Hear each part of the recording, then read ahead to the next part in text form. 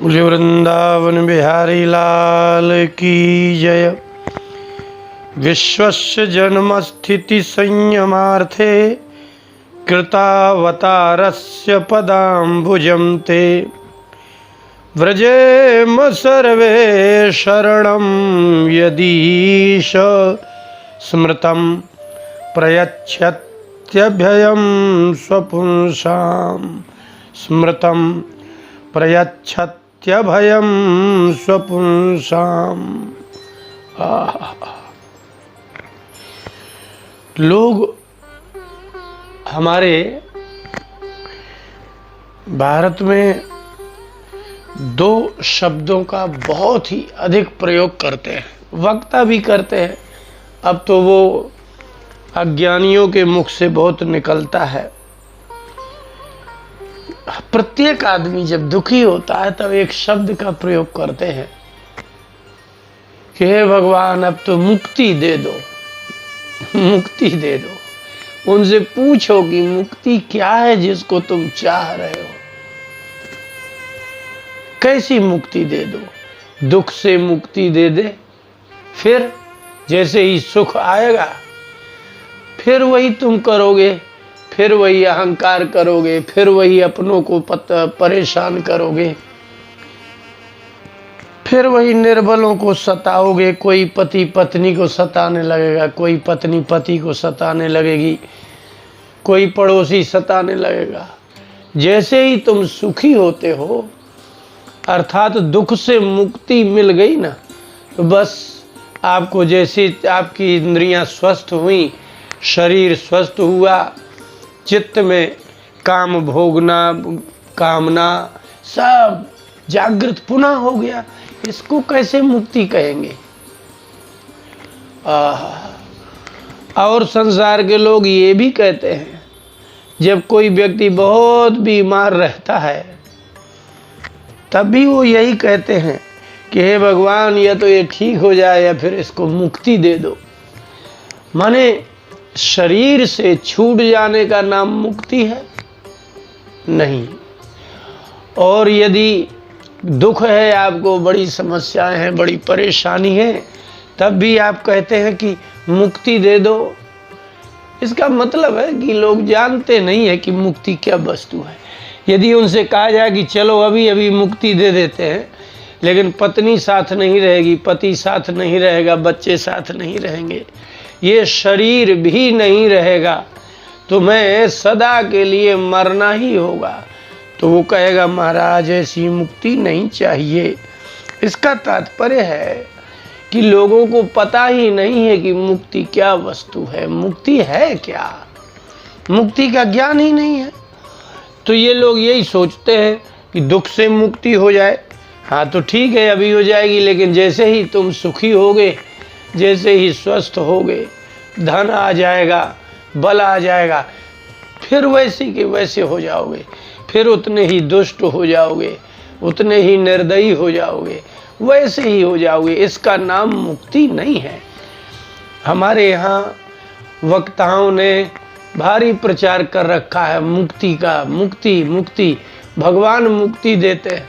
इसलिए कुछ लोग मृत्यु को ही मुक्ति कहने लगे।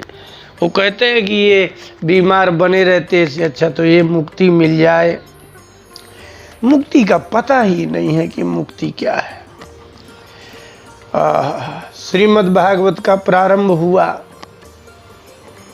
महाराज परीक्षित को सुखदेव जी ने कहा कि तुम क्या चाहते हो परीक्षित? मुक्ति? तो पहले ये तो समझ लो कि जिसकी कामना है वो है क्या। जिस वस्तु का ज्ञान ही नहीं है, सुन सुन करके चाहते हैं। इसलिए मुक्ति पहले समझ लो, मुक्ति क्या है। तो श्री सुखदेव जी ने श्रीमद् भागवत के द्वितीय स्कंध के 10वें अध्याय के 6वें श्लोक में और 7वें श्लोक में उन्होंने कहा कि मुक्ति क्या है। देखो परीक्षित, निरोधोश्यानुशयन मात्मनः सह शक्तिभिः मुक्तिर हित्वान्यथा रूपम स्वरूपेण व्यवस्थिति ही। मुक्ति किसे कहते हैं? उन्होंने कहा कि भगवान सारी सृष्टि का निरोध करते हैं। निरोध क्या है? बोले सहशक्ति भी शक्तियों के साथ सारे संसार का प्रलय हो जाने के बाद जब भगवान बिल्कुल अकेले हो जाते हैं, कुछ नहीं शेष रहता, उनका आत्मना अनुशयनम निरोधा। शक्तियों की, माया की जो शक्ति, उत्पन्न करने की शक्ति, फिर इनको पालन करने की शक्ति, तो संसार का निरंतर उत्पन्न होते रहना, इसका रुक जाने का नाम निरोध है। भगवान अपनी संपूर्ण शक्तियों को अपने में समेट करके शांत हो जाते हैं, इसका नाम निरोध है। और तो मुक्ति क्या है? इसका मतलब निकला कि जिस समय सृष्टि होगी तो पुनः भगवान उन्हीं जीवों को, जिन जीवों को उन्होंने अपने में समाहित कर रखा है, फिर उन्हीं जीवों को जन्म दे देंगे। तो इसका मतलब है कि मरने मात्र का नाम मुक्ति नहीं है कि शरीर छूट जाएगा तो मुक्ति हो जाएगी। आप प्रलय होने के बाद भी, आप भगवान में के भीतर चले जाने के बाद भी आपका जन्म पुनः उन्हीं कर्मों के अनुसार फिर जन्म हो जाएगा। आप जो अभी भोग रहे हो, इस शरीर को छोड़ने के बाद दूसरे शरीर में पुनः वही दुख भोगोगे, वही सुख भोगोगे, वही सब कुछ होगा, वही स्त्री पुरुष होगा, वही भोग्य और भोज्य पदार्थ होंगे, वही युद्ध होगा, वही उद्वेग होगा, वही व्याकुलता होगी। जो अभी आपको हो रहा है वही निरोध के बाद भी होगा। भगवान जब सभी शक्तियों, माया शक्ति को समेट करके सब जीवों को अपने भीतर कर लेंगे, फिर इसके बाद उसको निरोध कहेंगे। लेकिन पुनः जब सृष्टि करेंगे, पुनः ब्रह्मा जी होंगे, तो जो आप इतने दिनों तक भगवान के भीतर रहे तो मुक्ति नहीं हो गई आपकी, कर्म के अनुसार पुनः जन्म हो गया। तो फिर सुखदेव जी ने कहा कि परीक्षित, मुक्ति तो किसी और वस्तु का नाम है, वो तो निरोध है। सृष्टि का एक क्षण ऐसा भी आता है कि सारी सृष्टि समाप्त होने के बाद कुछ समय के लिए बिल्कुल बंद हो जाती है। कोई शरीर नहीं, कोई धरती नहीं, कोई आकाश नहीं, कोई जल नहीं, कुछ भी नहीं होगा। उसको ही तो शेष कहते हैं। अकेले वही बचेंगे। कल्पना ही नहीं कर सकता है कोई मनुष्य कि एक ऐसा भी समय आता है जब सारा संसार निरुद्ध हो जाता है, कोई रहता ही नहीं है यहाँ, न कोई स्त्री पुरुष रहता, न कोई जीव, न पदार्थ। तो मुक्ति क्या है? बोले मुक्तिर हित्वान्यथा रूपम स्वरूपेण व्यवस्थिति। मुक्ति कहते उसे हैं जो अन्यथा रूपम हित्वा और स्वरूपेण व्यवस्थिति, अपने विपरीत, अन्यथा रूप माने अपने विपरीत स्वरूप को हित्वा त्याग करके जो अपने स्वरूप में स्थित हो जाए, उसको मुक्ति कहते हैं। अब देखिए, स्वास्थ्य किसे कहते हैं? आप जब जन्म लेते हैं वास्तव में तो वो तो दुर्भाग्य है जो जन्म से ही कोई बालक अस्वस्थ हो या गर्भ से ही अस्वस्थ निकले, गर्भ में ही अस्वस्थ रहे। नहीं तो भगवान तो प्रायः सभी जीवों को स्वस्थ ही जन्म देते हैं। तो प्रायः आदमी स्वस्थ जन्म लेता है, सभी जीव स्वस्थ होते हैं। लेकिन बीच में वो कुछ ऋतुओं के कारण, कुछ खाद्य पदार्थों के खाने के कारण जो दुख आ जाता है, बस इसी का नाम अन्यथा रूप है।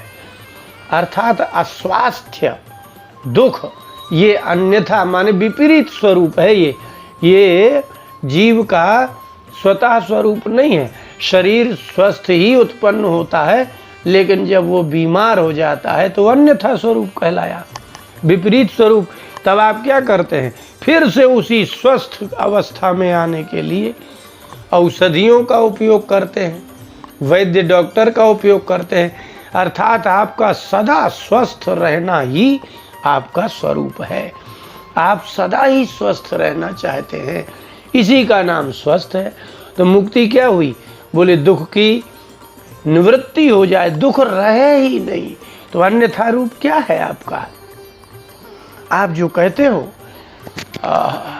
कि मैं ब्राह्मण हूँ, मैं क्षत्रिय हूँ, मैं पिता हूँ, मैं पुत्र हूँ, मैं शूद्र हूँ, मैं अंत्यज हूँ, मैं स्त्री हूँ, ये पुरुष हूँ, इसी का नाम अन्यथा स्वरूप है। आप जब ये कहने लगते हैं शरीर के आश्रित होकर के, तब इसका मतलब है कि ये अन्यथा स्वरूप है। आत्मा का ये स्वरूप नहीं है जैसा आप देख रहे हो कि वह बच्चा हो जाए, फिर बूढ़ा हो जाए, जवान हो जाए, मर जाए और फिर जन्म ले ले और फिर वही हो जाए। ये आत्मा का स्वरूप नहीं है। तो क्या है? बोले अन्यथा स्वरूप को त्याग देना ही मुक्ति है।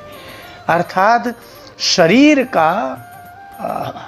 शरीर के अनुसार आत्मा का स्वरूप है ही नहीं। आत्मा ऐसा नहीं है कि कभी बच्चा था तो फिर वो जवान हो गया, तो कभी वृद्ध हो गया, तो फिर कभी मर गया, फिर पैदा हो गया। ऐसा नहीं है। मुक्ति का तात्पर्य है कि जैसे आप स्वस्थ ही जन्म लेते हैं और मध्य में आप रोगग्रस्त हो जाते हैं, तो पुनः आप उसी स्वरूप में आना चाहते हैं, इसी का नाम मुक्ति है। अन्यथा स्वरूप का परित्याग कर देना और स्वरूपेण व्यवस्थिति, अपने स्वरूप में स्थित होने का नाम मुक्ति है। शास्त्र कहते हैं कि आत्मा उत्पन्न ही नहीं होता है और शरीर हम लोगों को उत्पन्न होते दिखता है। तो जो उत्पन्न होते दिख रहा है उसकी वृद्धि भी होते दिख रही है और उसका नाश होते भी दिख रहा है। तो वो भी एक क्षण आएगा जब इस सारी सृष्टि का निरोध हो जाएगा, किंतु जीवों की मुक्ति नहीं होगी।